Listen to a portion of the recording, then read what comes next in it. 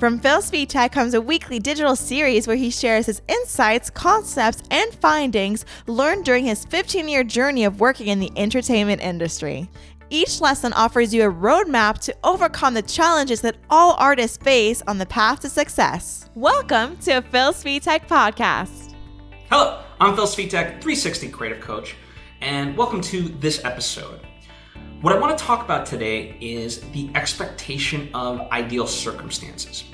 What do I mean by this? Well, there's a lot of people, I shouldn't say a lot of people, at least the friends and people in my life that I'm talking to, a lot of them are kind of trying to figure out the next steps of life. And oftentimes I'll hear that under normal circumstances, I would do X, Y, and Z. And I always flag them on that because the idea that there's ever going to be normal circumstances is false. And I don't just mean all of a sudden this pandemic came and wrecked everything and we're never going to get back to normal, whatever that means. No, it's the idea that this control of our world does not exist. It never existed. In Jurassic Park, the original, John Hammond and Ellie Sattler, they are sitting, and this is kind of after, everything kind of shuts down. Nedry has messed things up, and they don't know where the kids are or Dr. Grant. And, they're having this kind of nice moment. He's kind of reminiscing on the past. And he says, if he had it all to do over again, and he can't help himself. It's he literally says, when we have control. And Dr. Sattler gets so upset with him because he says, we never had control. That was the illusion, right? So this idea that we had control before this pandemic, that is the illusion. We don't have control. What we have control is only of ourselves. And we have to start embracing that. Because too often, when good things happen to us, we sort of write it off as luck, or because they're good things, we don't really think about it, right? As not ideal because they only play to our quote unquote circumstances, right?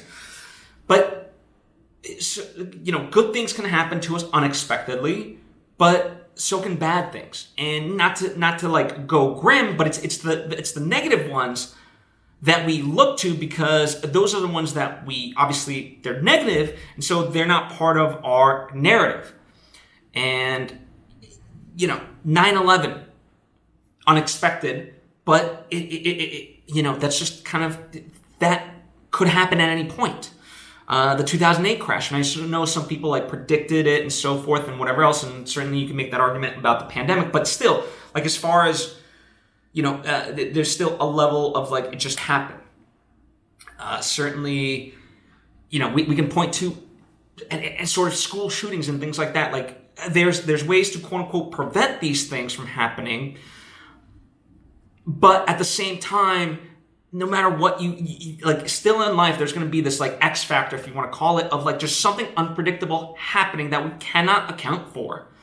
And so to think that we can control the circumstances of our lives, A, is a wasted effort, and B, is asinine. As Byron Katie would say, you're insane if you think that.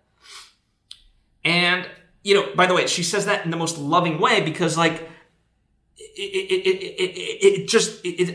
it's not a knock on your level of intelligence. It's a knock on the idea of, you're going to drive yourself insane. By, you worrying about the external world and what you can control, it's going to make you nuts because you're going to just completely be overwhelmed by the things that are not, quote unquote, happening to your ideal perspective. And this is tough. It really is, right? It's tough to make a decision when all of a sudden, things are constantly changing left and right. You're told one thing on one day and then all of a sudden, boom, everything reopens and whatever else. And so it's how do you make a certain decision? Well, number one, you have to understand that every decision apart from death is reversible. Okay? So let me make that clear. Any decision that you ever make or anything kind of circumstantial in life is reversible. It just is. Death is the only thing that you can't reverse, to my knowledge, unless you're Jesus. And, not to get religious, I'm actually an atheist. But, so really consider that. People get out of debt. People have gotten out of debt that has been like, quote unquote, astronomical. They do, right? It has happened.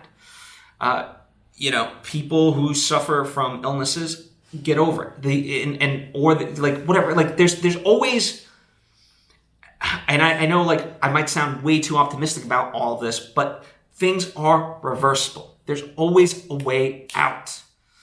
I think too many of us always like consider like the zero-sum game, and it's like I always look at like no matter how the perspective I really try to adopt, no matter how badly you try to pin me down, and when I say you, I mean like just life in general, and I will find a way, right? To quote Jurassic Park, life finds a way. And, part of that is once you start to accept that the world is beyond your control and that all you can really control is yourself, well, then you're freed and you can actually start to look for those solutions, because you're not like having this anxiety of like, wait, I need the sky to be pink, but it's blue, and what the hell's going on? And this in my 2020, I was supposed to get married, and now I'm not. And this like what? It doesn't. It's like stop with that. And I'm not trying to be insensitive about it, but part of how you move past this is start looking at it from a practical standpoint and break it down into I think a lot of us.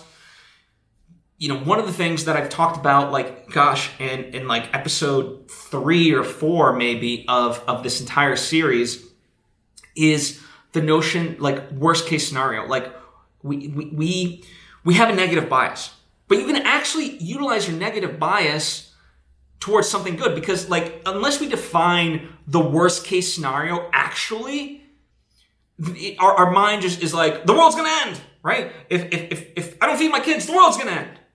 Not that I have kids. I don't know why I came up with that example. But if you kind of really sit with it and be like, okay, now let's go down the exercise. What are the actual worst case things that could feasibly happen? Write them all down. And then once you really look at it down, okay, how do you minimize that risk? Or how do you, if let's say it happens, how can you get out of that? And the whole point of this is to put you in the driver's seat of your life. That's it. If you start like looking at the world as like it should be according to your eyes, you are in the passenger seat of life, and the life is dictating you any which way. And and that's only going to bring you frustration, because most times it's not going to go the way you want. Instead, what do you have control over? You. Okay, so put yourself in that driver's seat of life and really assess, what are the worst things that can happen to me? How do I downsize that risk? And if it were to happen, how do I minimize it? Or how do I reverse it? Because everything is reversible. And you know what? Listen, one of the outcomes could be, excuse me, so it's not corona, it's just a dry throat. If, let's say, one of the things truly is like the world's just gonna end, right? The corona, let's just say like we were doing this about like the coronavirus. Corona's going to wipe away everybody and we're all dead. Okay, well then we're all dead. Right? It's just like it doesn't even no good to really think about that. It's just that the world's done, or at least humanity, right? So,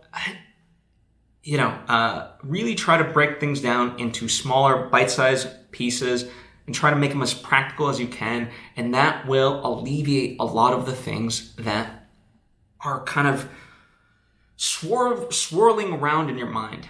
And, I say this as someone who's from experience, as someone who's doing this, and really, like, whenever I talk to my friends, I try to get them through this in that way, and oftentimes that ends up being very helpful for them. So, I encourage you to do the same. If you have any questions or want to add your own 2 cents to help somebody out, by all means, please do in the comments section or hit me up on social media at Svitek. I truly appreciate you taking the time to join me. If you think this might benefit somebody, please, by all means, share it with them. It would mean a lot to me, as I'm sure, hopefully, it would mean a lot to them. And if you like the things that I'm sharing, but aren't yet subscribed or following me, I would encourage you to do so. That way you get all the various lessons when I put them out. Anyway, thank you, and I hope to see you next time.